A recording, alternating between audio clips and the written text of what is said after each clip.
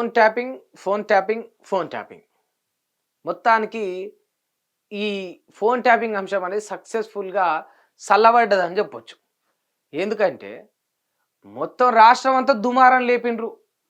కేసీఆర్, కల్వకుంట్ల చంద్రశేఖరరావు గారు అధికారంలో ఉన్నప్పుడు, ఆయన ముఖ్యమంత్రిగా ఉన్నప్పుడు ప్రతిపక్ష నాయకులే గావచ్చు, తమ పక్షాన ఉన్న నాయకులే గావచ్చు, అధికారంలో ఉన్న కొందరు ఆఫీసర్ల ఫోన్‌లు గావచ్చు, దొంగసాటుంగా కేసీఆర్ విన్నాడని, అంటే మనకు అర్థమయ్యేటట్టు చెప్పాలంటే హ్యాక్ చేసిండని. వాళ్ళ మొబైల్స్ హ్యాక్ చేసి, వాళ్ళు ఫోన్‌లో ఏదైతే మాట్లాడుకుంటా ఉన్నారో వాళ్ళ యాక్టివిటీస్ తెలుసుకున్నట్టు ఈ రకమైన నీచాతి నీచమైన కార్యాచరణకు కేసీఆర్ పాల్పడ్డాడని చెప్పేసి మన ముఖ్యమంత్రి రేవంత్ రెడ్డి గారు కావచ్చు, కొందరు కాంగ్రెస్ నాయకులు, ఇంకా బీజేపీలో ఉన్న బండి సంజయ్ గారు కూడా ప్రత్యేకంగా ఈ అంశాన్ని లేవనెత్తి వాళ్ళ వాళ్ళ బాధను, వాళ్ళ గోడును చెప్పిండ్రు.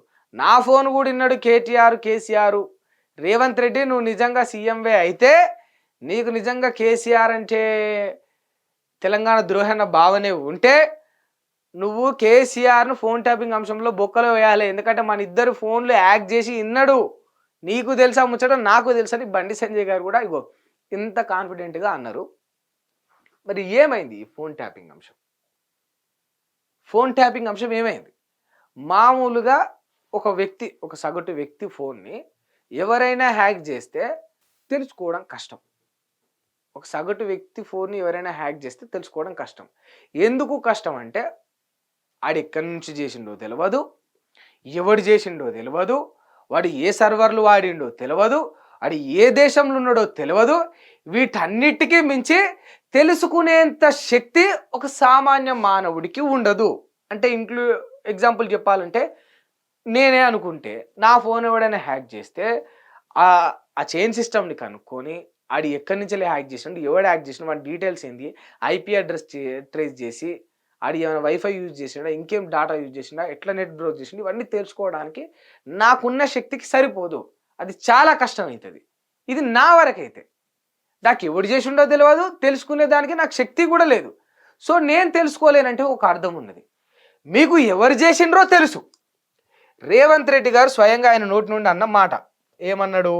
కల్వకుంట్ల చంద్రశేఖరరావు రేవంత్ రెడ్డి చెప్పిండు. రేవంత్ రెడ్డి చాలా క్లియర్గా చెప్పిండు. సీఎం రేవంత్ రెడ్డి ఏమన్నాడంటే, హ్యాక్ చేసింది ఎవరయ్యా అంటే కేసీఆర్. దొంగసాటుగా ఇన్నది ఎవరయ్యా ఈ ఫోన్లనంటే కేసీఆర్. కేసీఆర్ చేసిండు ఫోన్ ట్యాపింగు అని రేవంత్ రెడ్డి అన్నాడు. నీకు చేసినోడు తెలుసు, ఆడు ఎట్లా చేసిండో, ఎందుకు చేసిండో, ఏ పర్పస్లో చేసిండో నీకు ఉద్దేశము తెలుసు. గవర్నమెంట్ నీ అండర్లో ఉన్నది, అధికారం నీ దగ్గర ఉన్నది, అధికారులు నీ కింద ఉన్నారు. ఇన్ని సోర్సెస్ ఉన్నా కూడా మరి ఎందుకు ఇది నిర్ధారించలేకపోతా ఉన్నావు? వాడు చేసిండు అని ఎట్లా తెలుస్తుంది నీకు? ఏదో ఒక ఎవిడెన్స్ ఉంటేనే కదా. ఒక మనిషి వచ్చి కొట్టిండు అంటే దాని అర్థం ఏంటంటే నీకు దెబ్బ తగిలింది, ఆ నొప్పి నీకు తెలిసింది, నీ కళ్ళు అవి చూసినాయి, ఇది వాస్తవం, ఇది సత్యం. మరి వాడు హ్యాక్ చేసిండు, ఒకడు నీ ఫోన్ని ట్యాప్ చేసిండు, ఇన్నడు దొంగసాటు, కానీ నీకు ఎట్లా తెలుస్తుంది? నీకు ట్యాప్ చేసినట్టు నీకు ఏదైనా ఎవిడెన్స్ ఉండాలి. వాడే చేసినట్టు నీకు ఇంటర్నల్గా ఏదన్నా ఎవడన్నా వచ్చి చెప్పు ఉండాలి.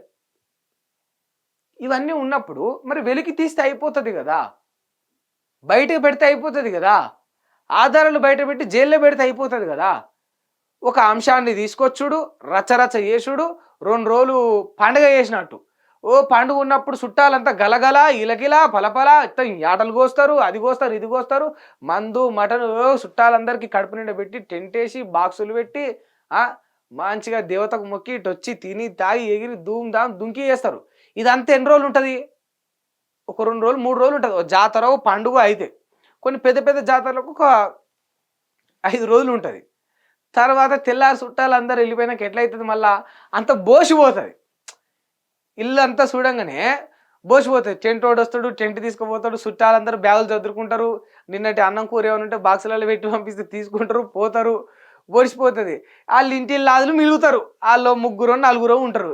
ఈ ఒకళ్ళు మొక్కలు ఒకళ్ళు చూసుకోవాలి. ఊకే వచ్చిన వాళ్ళందరూ గలగల గిలగిల చేసిన వాళ్ళు అందరూ పోతారుగా. అవి ఈ ముచ్చటట్లు ఉన్నది. వచ్చిరు దుంకిరు అధికారులకు. ఫోన్ ట్యాప్ చేసిండు, అది విన్నాడు ఇది విన్నాడు, నా ముచ్చట బయట పడ్డది నీ ముచ్చట బయట పడ్డది. అరే నువ్వు నేను బలైనాం కేసీఆర్ అధికారులు ఉన్నప్పుడు. మన ముచ్చట్లన్నీ ఏమీ లేవు, మనకు భద్రత లేదు, మనకు ప్రైవసీ లేదు, అంత బయట పడ్డది, మనం తేట తెల్లని చేసిండు ఇన్ని అన్నారు కదా.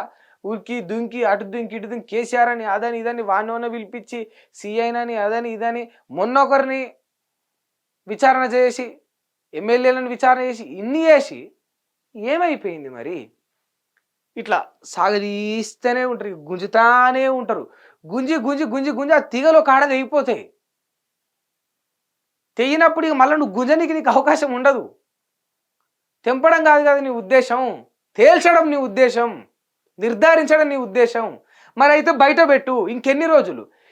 నిజంగా నేను అడుగుతా ఉన్న ముఖ్యమంత్రి రేవంత్ రెడ్డి గారిని, ఫోన్ ట్యాపింగ్ విషయం మీరు నికాచుగా నిజాయితీగా బయట పెట్టగలరా? దోషులను మీరు బయట పెట్టగలరా? నిజంగా తప్పు చేసిన వాళ్ళకు మీరు శిక్ష వేయగలరా? అసలు ఫోన్ ట్యాపింగ్ జరిగిందా? జరిగితే మరి ఆ చేసిన ఆయనకు మీరు శిక్ష వేయగలరా? ఈయననే ఆధారాలతో బయట పెట్టగలరా?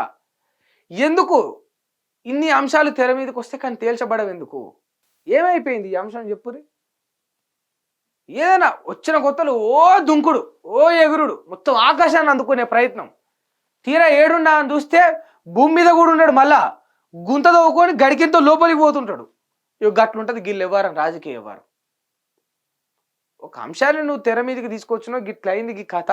వాడు దొంగసాటుగా ఫోన్లు విన్నాడు, భద్రత లేదు, ప్రతిపక్ష నాయకుడివి నీకే భద్రత లేదు అన్నప్పుడు, గవర్నమెంట్ ఆఫీసర్లకే భద్రత లేదన్నప్పుడు సామాన్యుడికి ఏ రకంగా భద్రత ఉంటుంది? దాన్ని తేల్చాల్సింది నువ్వే కదా.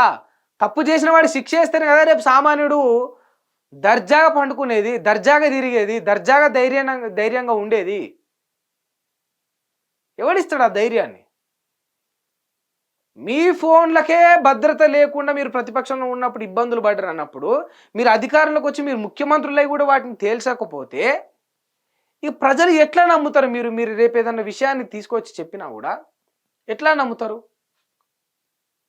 నిజంగా ఈ అంశమే ఉంటే, ఇది తప్పే జరుగుంటే, మీ ఫోన్లు ట్యాపే అయి ఉంటే దయచేసి దాన్ని ఒక కొలిక్కి తీసుకొచ్చి తేల్చుండ్రి. కానీ నాంచకుండ్రి లోపల దాన్ని అట్లనే. హిట్ టీవీ యాప్ ని డౌన్లోడ్ చేసుకోండి. ఇందులో short news, live news, entertainment movies అన్ని అవైలబుల్ గా ఉన్నాయి. Please download hit TV app. Hit TV app ని ఫ్రీగా డౌన్లోడ్ చేసుకోండి.